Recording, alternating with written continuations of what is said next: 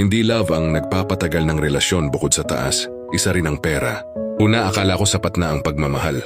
Akala ko pag mahal nyo ang isa't isa, kakayanin na lahat. Akala ko teamwork at tiwala lang ang kailangan. Hanggang dumating yung totoong laban. Bills, kuryente, pagkain, utang, bigla ang emergency. Dun ko na-gets na hindi love ang tunay na test ng relasyon, pera pala. Ito yung real talk na ayaw harapin ng marami. Kapag kapos sa pera, lahat nagiging issue. Maliit na tampuhan, lumalaki. Simpleng pakiusap, nagiging pressure. Pagod ka na sa trabaho, pagod ka pa sa relasyon. Hindi dahil kulang kayo sa effort, kundi dahil stress na ang may control. Marami ang nagsasabi na hindi raw mahalaga ang pera sa relasyon. Tanungin mo ulit pag may hospital bill na, pag nawalan ng trabaho o may batang kailangang buhayin, pag gusto mong umangat pero wala kayong pangsimula. Biglang malinaw kung gaano kahalaga ang pera. Hindi sa luho kundi sa seguridad. Ang pagmamahal hindi nagbabayad ng bills. Ang lambing hindi pambayad ng utang.